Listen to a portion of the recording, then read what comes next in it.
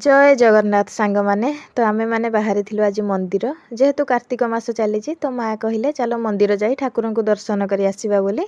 तो सांग माने आमे एठी मंदिर रे पहुँची जाइथिलु। तो मंदिरटीर ना होउची गोकर्णेकेश्वर मंदिर। मंदिरटी नाधेरा ग्राम रे अवस्थित पूरा ब्राह्मणी नदी कूल मंदिरटी होईची आ बहुत सुंदर परिवेश भितर मंदिरटी होईची। तो सांग माने मु एठी गोटे थर आस्थिली तो मते बहुत भल लागिथिला। तो एइटा मोर आसीबार सेकेंड थर। आपण माने जदि आसी नाहांती निश्चय थरे आसंतु। तो देखंतु सांग माने मंदिरटी केते सुंदर देखा जाउची। आ मंदिरर चारि पार्श्व रे सब देवा देवी पूजा पाउचंदी। मंदिरटीर बेढाटी देखंतु केते सुंदर देखा जाउची। आ मंदिरटीर कारुकार्य बहुत सुंदर भावरे हेइची। तो सांग माने आमे दर्शन सारी मंदिर भितर 10-15 मिनिट बसथिलु। तापरे आसीथिलु ब्राह्मणी नदी कूलकू। तो देखंतु सांग माने नदी रे केते पानी आ सोनू देखंतु पानी देखि केमिति होउची।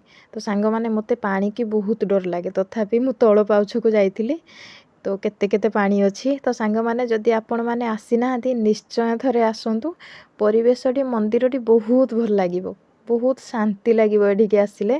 तो आमको बहुत भल लागिथिला। आपण मानको भिडियोटी भल लागिले लाइक शेयर सब्सक्राइब करने को जम्मारू भूलिबेनी।